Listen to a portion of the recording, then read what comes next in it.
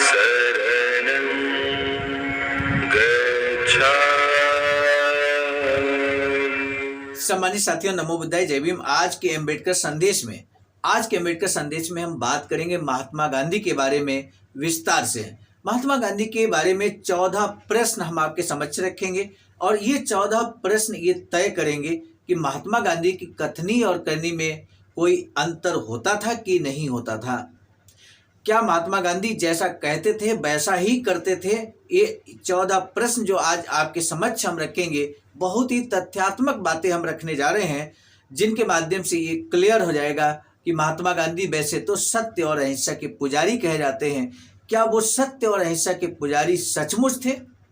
क्या सच में वो अस्पृश्यों के सच्चे हितैषी थे, सच्चे नेता थे जैसा कि वो बोलते हैं?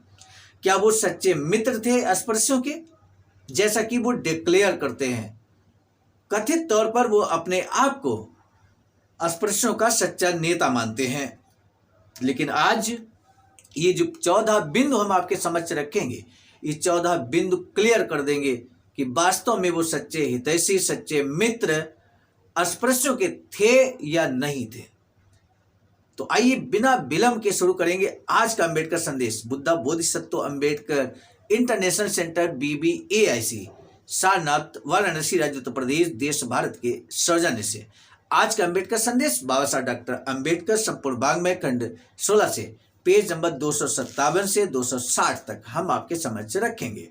सम्मानित साथियों, इससे पहले कि हम अम्बेडकर संदेश में आगे बढ़े, आपसे विनम्रता पूर्वक निवेदन है कि यदि आपने अभी तक हमारे इस YouTube चैनल आवाज का ऑफिशियल को सब्सक्राइब नहीं किया है तो बेल आइकन के साथ जरूर सब्सक्राइब कर लीजिए, ताकि हर दिन सुबह 5 बजे नोटिफिकेशन अम्बेडकर संदेश की आपको मिलती रहे।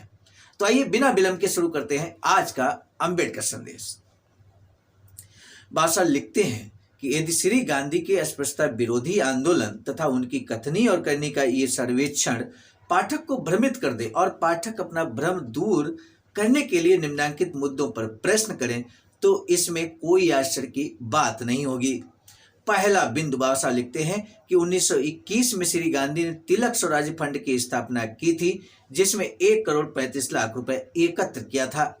श्री गांधी ने जोर देकर कहा कि जब तक अस्पृश्यता का निवारण नहीं हो जाता, स्वराज्य प्राप्त करना संभव नहीं है। श्री गांधी ने अस्पृश्यों के हित में मात्र 43,000 रुपए की मुट्ठीबद्ध धनराशि देने पर कोई आपत्ति क्यों नहीं की?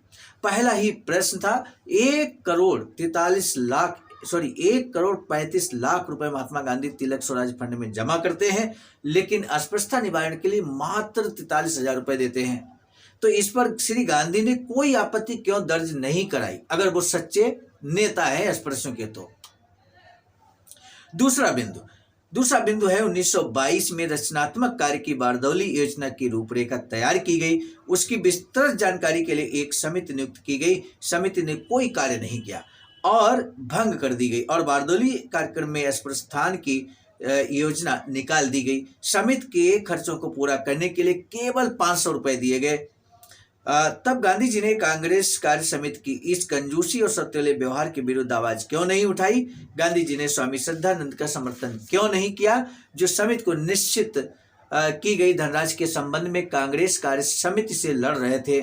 श्री गांधी ने अस्पृश्यता भंग होने का विरोध क्यों नहीं किया? श्री गांधी ने दूसरी समिति क्यों नहीं गठित की? उन्होंने अस्पृश्यों के लिए कार्यक्रम को महत्वहीन कामों की तरह तिलांजलि क्यों दे दी? समझ सकते हैं, ये महत्वपूर्ण जो बिंदु है, हम आपके समक्ष 14 बिंदु रखने वाले हैं। 2 बिंदु हम रख चुके हैं। आप धैर्य के साथ आज के अम्बेडकर संदेश को अंत तक वाच कीजिएगा मेरे साथियों। बादशाह लिखते हैं कि गांधी जी ने स्वराज्य प्राप्ति के आंदोलन की 5 शर्तें परिणाम स्वरूप बताई थी, आवश्यक बताई थी। 1. हिंदू मुस्लिम एकता। 2. अस्पृश्यता निवारण। 3. सार्वभौमिक रूप से सूत काटना और खादी का ही प्रयोग करना। चौथा बिंदु उन्होंने बताया पूर्ण अहिंसा मतलब बिल्कुल हिंसा से विरत रहो। और 5वां उन्होंने बताया पूर्ण असहयोग आंदोलन चलाया था, हम सभी जानते हैं।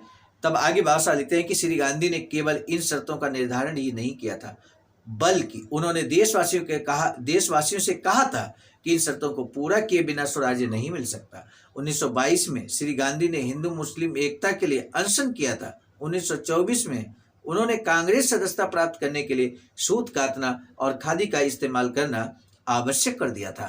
तब श्री गांधी ने कांग्रेस की सदस्यता प्राप्त करने के लिए 1924 में अथवा उसके बाद किसी भी समय उन्होंने अस्पृश्यता न मानने की शर्त को इसमें शामिल क्यों नहीं किया।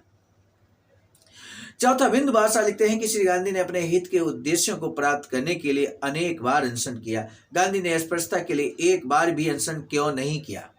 गांधी जी ने अपने जीवन काल में, कल के अम्बेडकर संदेश में हमने आपको बताया था, 21 अनशन किए, और 21 अनशन में कोई भी एक अनशन ऐसा बता दीजिए जब उन्होंने अस्पृश्यता निवारण के लिए अनशन किया हो।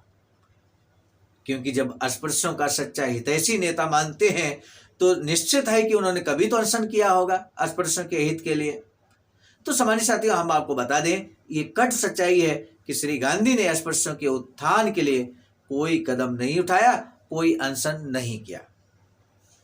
बाबा साहब 5वां बिंदु लिखते हैं, कहते श्री गांधी ने शासन में हो रही गलतियों को सुधारने के लिए और स्वराज्य प्राप्ति के लिए सत्याग्रह की खोज की और ब्रिटिश सरकार के विरुद्ध उसका प्रयोग किया। तब श्री गांधी ने अस्पृश्यता के लिए कुओं से पानी भर देने, मंदिर प्रवेश और अन्य सार्वजनिक स्थानों पर उनके जाने के अधिकार के लिए हिंदुओं के विरुद्ध एक बार भी सत्याग्रह या अनशन क्यों नहीं किया।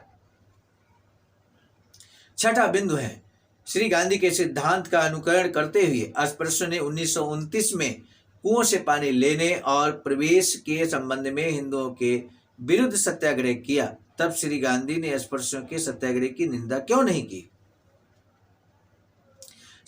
जो 1929 में कुओं से पानी लेने और तालाब का आंदोलन किया गया था, साथ ही साथ कालाराम मंदिर प्रवेश का आंदोलन किया गया था, और ये जब सारे आंदोलन किए गए, सत्याग्रह किया गया, तब श्री गांधी ने अस्पृश्यों के सत्याग्रह की निंदा क्यों की।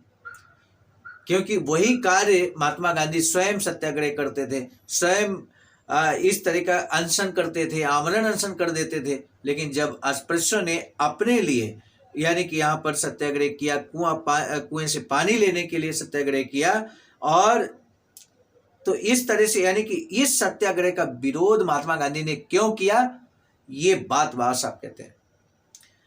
7वां बिंदु, गांधी जी ने घोषणा की थी कि यदि जमोरिन द्वारा गुरुवायूर मंदिर अस्पृश्यों के लिए नहीं खोला जाएगा तो वह अनशन करेंगे। परंतु जब मंदिर अस्पृश्यों के लिए नहीं खोला गया तो गांधी जी ने अनशन क्यों नहीं किया। 8वां बिंदु है, गांधी जी ने 1932 में ब्रिटिश सरकार को धमकी दी थी कि यदि गवर्नर जनरल ने कांग्रेस की ओर से श्री रंगा अय्यर को मंदिर प्रवेश विधेयक केंद्रीय विधानमंडल में पुनः स्थापित करने की अनुमति नहीं दी गई तो इसके परिणाम बहुत बुरे होंगे। चूंकि केंद्रीय सभा के लिए नए चुनाव कराने की घोषणा की गई, कांग्रेस ने श्री रंगा अय्यर के विधेयक का समर्थन वापस ले लिया और श्री रंगा अय्यर को इसे यूं ही छोड़ना पड़ा। यदि श्री गांधी वास्तव में मंदिर प्रवेश के पक्ष में थे तो उन्होंने कांग्रेस का समर्थन क्यों किया। अस्पृश्यों के लिए मंदिर प्रवेश अथवा चुनावों में कांग्रेस की विजय, इन दोनों में कौन अधिक महत्वपूर्ण था। 9वां बिंदु है, श्री गांधी जानते हैं कि अस्पृश्यों के सामने कठिनाई ये नहीं है कि उनको नागरिक अधिकार प्राप्त नहीं है। अस्पृश्यों की कठिनाई हिंदुओं के इस षड्यंत्र में निहित है कि उन्हें धमकी दी जाती है कि यदि अस्पृश्यों ने अपने अधिकारों का उपयोग किया तो उन्हें इसके भयंकर परिणाम भुगतने पड़ेंगे। अस्पृश्यों की सही मायनों में मदद करने का मार्ग यही है कि उनके नागरिक अधिकारों की सुरक्षा के लिए कोई संस्था हो जिसका दायित्व तो उन हिंदुओं के विरुद्ध अभियोग चलाना हो और अस्पृश्यों पर अत्याचार करने, उनका सामाजिक एवं आर्थिक बहिष्कार करने और उन्हें नागरिक अधिकारों का उपयोग करने से रोकने के दोषी पाए जाएं। श्री गांधी ने इसे हरिजन सेवक संघ के उद्देश्य के रूप में क्यों नहीं शामिल किया। 10वां बिंदु है, श्री गांधी के राजनीतिक मंच पर आने से पहले अस्पृश्यों का उत्थान करने के लिए कुछ सवर्ण हिंदुओं ने डिप्रेस्ड क्लासेज मिशन सोसाइटी बनाई थी। उस संस्था को चलाने के लिए हिंदुओं ने चंदा इकट्ठा किया था। उस सोसाइटी का कार्य संचालन संयुक्त बोर्डों, जिनमें हिंदू और अस्पृश्य दोनों होते थे, द्वारा किया जाता था। तब श्री गांधी ने हरिजन सेवक संघ के प्रबंध से अस्पृश्यों को क्यों अलग रखा। 11वां बिंदु, यदि श्री गांधी अस्पृश्यों के सच्चे मित्र हैं तो वे अस्पृश्यों को अपनी सुरक्षा के लिए सर्वोत्तम साधन जुटाने के लिए राजनीतिक संरक्षण के विषय में तय करने का प्रश्न उन्हीं पर क्यों नहीं छोड़ देते। गांधी जी इस हद तक क्यों चले गए थे कि उन्होंने अस्पृश्यों को मझधार में छोड़ देने के लिए मुसलमानों से समझौता कर लिया। श्री गांधी ने अस्पृश्यों को सांप्रदायिक फैसले के लाभों से वंचित करने के लिए आमरण अनशन की घोषणा क्यों की?